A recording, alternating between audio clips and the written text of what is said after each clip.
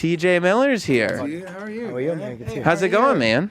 Good to see you. Good. I like your very jacket. festive sweater. Yeah, you look great. It's a sweater jacket. What's up, man?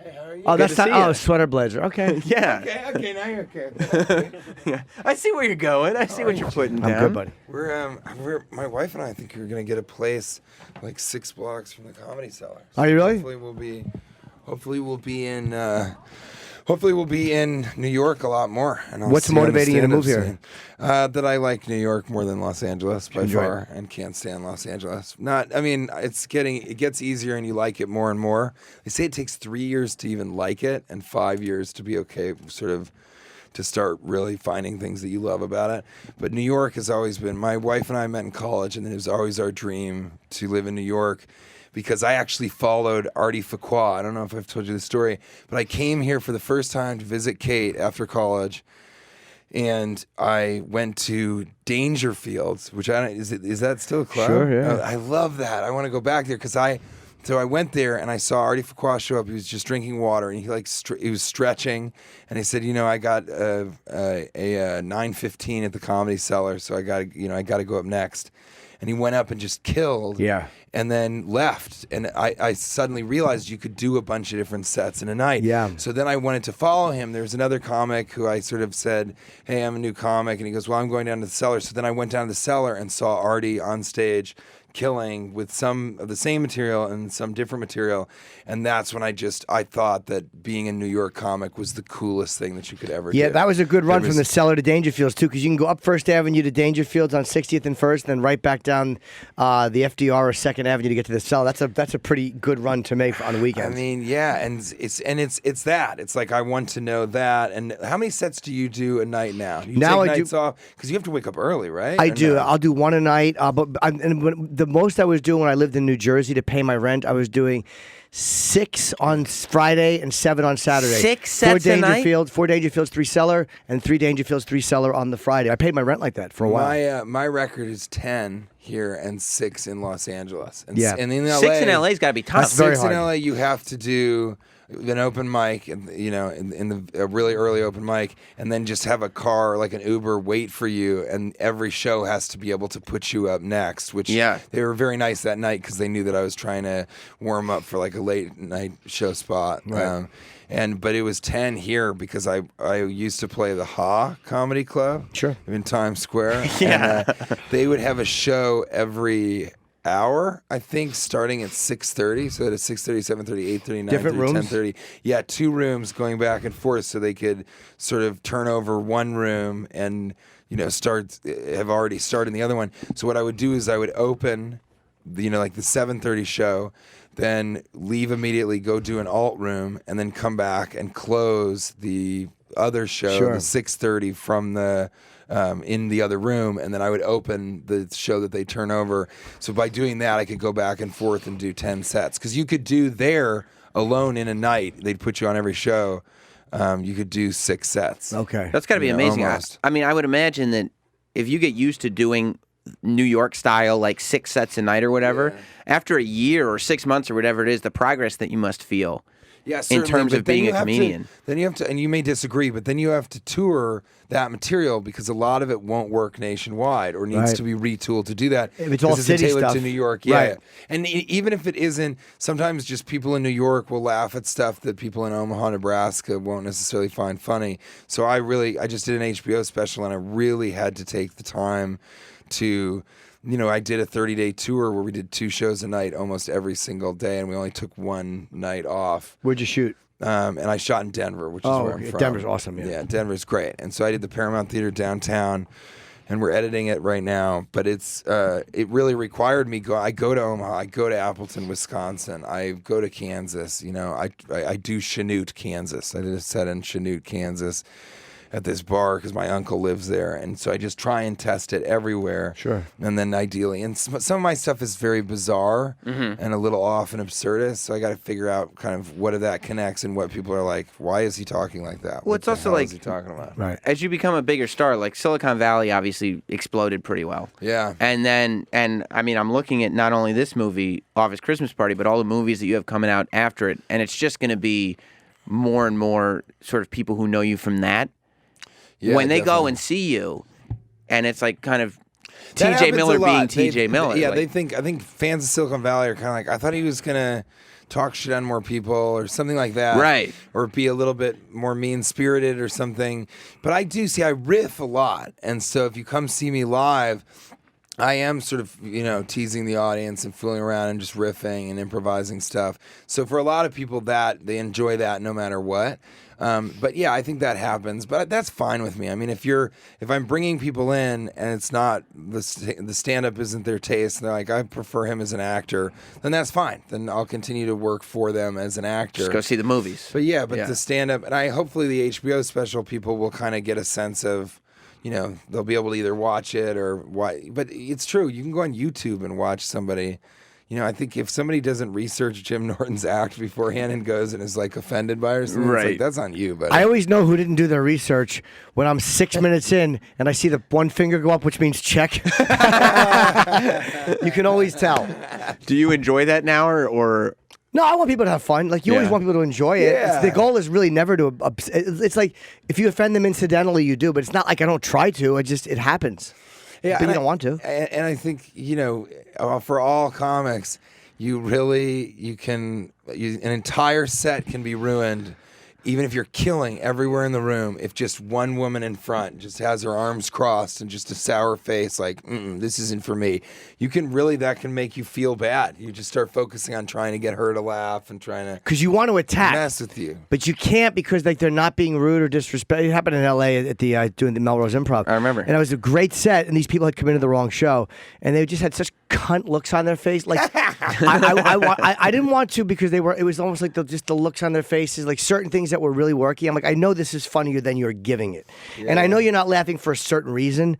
Just this big fucking cranky looking woman and this shitty looking cuck guy. Yeah. Oh, I fucking hated them. You did. You're lucky you made it out of there. Because your instinct is just to go like, what is your problem? Why aren't you having a fun time? Everybody else is. That's the attitude you want. Right. And then you can really slice into them. But I always find, for whatever reason, I think in part maybe the characters that I play, but people yell shit out at my shows a lot. I don't know how much people but I always have, it's usually a positive heckler or somebody who's drunk and thinks they're being funny, but I still cut into them. And if there's just a bunch of mouthy bachelorettes or just girls, those entitled girls. Sure. They're in Milwaukee and they think they're much hotter than they are, and they're talking and gossiping and talking about what they're going to do after the show and texting. I will just ruin a table of girls like that. Just destroy them. Which is so great about having comedy, because most actors have to kind of be PC and make sure that their fans stay their fans and all. Like, you're not supposed to insult your fans, right? You have to the studio doesn't want somebody who's gonna like do press and be like, "Hey, everybody going to see Office Christmas Party on Friday? Fuck you!" Right? Yeah. Come on. But are you gonna go see a studio? You fucking idiots! Yeah, no. But when they're talking during your show, you can get that out. Well, and as a stand-up, you can say whatever the fuck you want. Right. I mean, that's the thing is like in this movie, I actually had a couple times where I disagreed heartily with the directors. For the most part, our sensibilities were the same, but a couple times I said, I just don't think that that's necessary or really that funny, and they're like, well, you got to do it, you got to give us one, and the producers they're going, sorry, man, and so you don't have that in stand-up. So let me ask you, what was it? You guys didn't click on a couple of jokes. Was it you thought it was too mean or too sweet? I just didn't think, because the movie actually has a lot of heart to it, and it really is a holiday movie, which is a strange juxtaposition with an R-rated film. Mm-hmm. But, there were just a couple, like one joke was like, kind of like, it's sort of I don't know, it was like, I'm straight, well, one time, and that other time, and another time.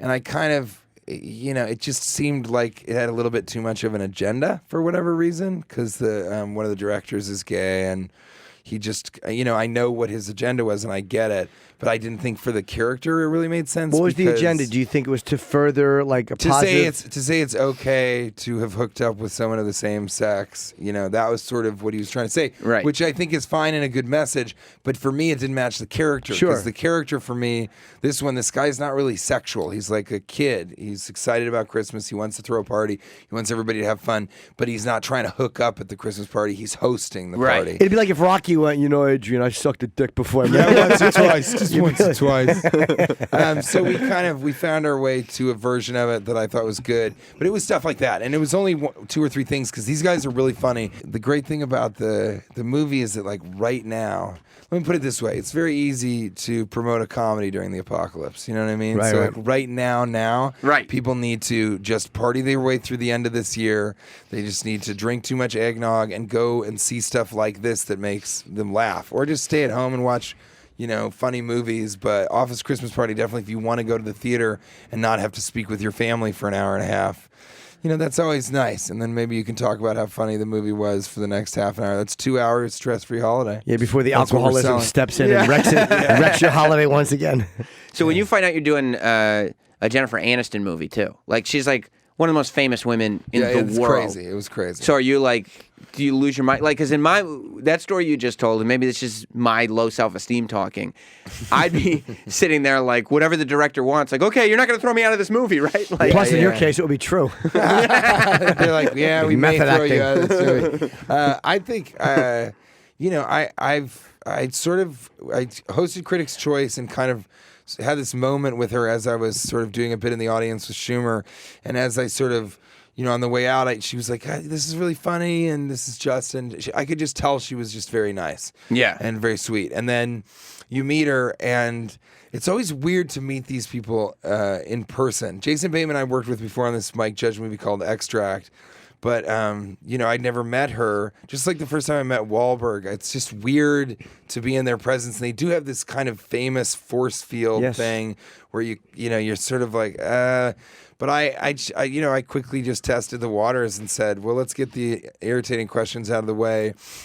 Do you have to drink smart water? Is that like part of the contract? And she was like, yeah, well, I have, in public, I do have to drink smart water, but privately, I'll drink other waters. It's funny, like I'm allowed to do what I want in my own house. But that, but she was so nice and so easy to work with, and you always forget, she's still an actress. So Right. sometimes she'll do a scene and she'll be like, I don't think I'm getting any of this right. Do you think any of that was funny? So there's these weird kind of real insecurities that keep her work in check so that she's not like, I'm the greatest ever. But her and Bateman work together a lot, I think, because they can really move the dial just a little bit. I mean, it's so subtle with Bateman, and so he'll do different reads of the same sentence, and they'll just be minute differences, but all of them will be funny in their own way. Aniston's really like that, too. She kind of she's good with sort of reactionary comedy.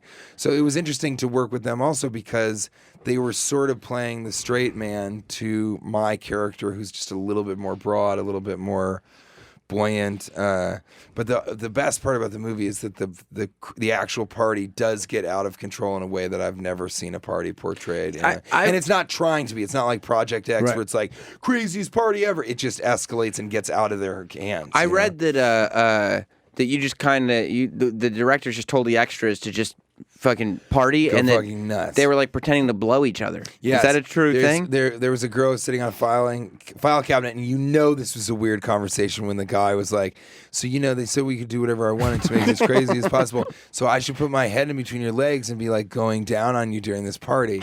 And somehow Smart as extra in Hollywood. right. But he somehow creepily he got her to be like, yeah, I guess that's okay. But then they forgot that we shoot for 12 hours, So and they have to be doing the same thing. So at hour 8 they were both regretted that decision. No, she forgot. He remembered clearly. She probably was like, yeah. You think being between her legs and not doing anything? Because I'd like to spend my day down here. Yeah, in between your musty legs because it's been 8 hours and you went to lunch and went to the bed. That's a good point. Now you see. A porta potty dump. You're just perverted enough to maybe make that be an upside, but I think that guy definitely was. So it was very surreal because everybody's dancing and partying and trying to be as crazy as possible, but it's silent. Right. Because they're shooting our dialogue. So everybody's pretending to dance and drink and blow each other and go down on one another. There's cunnilingus left and right. That's great. And they have to do it in silence for 12 hours a day, and sometimes 14, sometimes 16 hours for 3 months. Yeah. So they're the unsung heroes. It was of this that whole long, thing. huh? Yeah. Wow. You have this bit that this came up because I was talking about cunnilingus. You have this bit about how you like a really meaty vagina. Yeah, that's Is that one right? of my one. I think which special do you mean? It's Yeah. always been I think talked that's about. every I love morning. It. Yeah. You're like the audience knows. But that bit made me laugh so much, and I concur. I agree. Oh, you do? I think I You're a really, meaty really vagina do enjoy fan? it. I think that's an important part of it. It adds a lot more to the equation. Yeah. It does. You know what I mean? Rather than one where it's just kind of peeking out. Yeah. Come on all the way out here. Let's talk. Yeah, You know? yeah. I wonder Get your ass out of that pussy. Yeah, like an accordion Let's just fell out. Yes, exactly. It's a Jacob's ladder of delight. Oh, good. Were you making fun of Sandy Kenyon at the Saturday screening? Yeah. From Channel 7. Roland, because Roland, you know, our Yeah, what's booker up? Roland, he went to the screening. Oh, no. Roland. I'd say Yeah, Adrian. Roland. Roland went to the screening, and he was just texting me, and he goes, yeah, the movie. Scrub Daddy. Yeah, Scrub Daddy. He went to the screening, and he goes, the movie was great, but you got to ask T.J. Miller. He was insulting Sandy Kenyon and one of the people from E.T. or something like that. It was so great. So I held the screening for 15 minutes because it's all of the press. So I wanted to make sure all the press got there to see it because it's a really fucking funny movie. And by the way, at most of those screenings, the stars of the movies aren't there. Yeah, well- like when the star of the movie holds the screening, it's like, Yeah, well, and right. If it's not a great movie, I would not have showed up to Right. fucking introduce it. And Roland, actually, I trust his sense of humor. He's the scrub daddy, and but he did. He totally said that was so great when you called those guys out. I held the screen for 15 minutes. Then, as I'm walking in to start it, I also, two of our friends were late. Kate's like curator, so we finally start the screening. We know all the press in. As I'm walking out to go in front of the audience, Sandy, what is it, Kenyon? Sandy Kenyon from ABC. Sandy Yeah. Kenyon from Channel 7, ABC. That's it. Backstage with Sandy Kenyon. Oh my gosh. He's got the scoop. He looks exactly like how he acted. Oh no! Because he goes, hey, me and AJ Eaton from Extra. Yeah. But he goes, from Extra, we want to, we say, let's get this show on the road. We got stuff to do. We got important things to do. As he's saying that, I got to just walk on stage and be like, well, that's a good introduction. So I just wanted to ask, who just said that? Because I think you're going to be disgruntled viewers of this film. And so I totally called them out. And he's like, Sandy from Channel 7. I was like, okay. And what about you? And he goes, I'm AJ Eaton from E.T. And I was like, oh, okay. Well, that makes sense why you guys are upset because E.T. is just a poor man's Extra. And Channel 7, I've never fucking watched that. I don't know who the hell you are.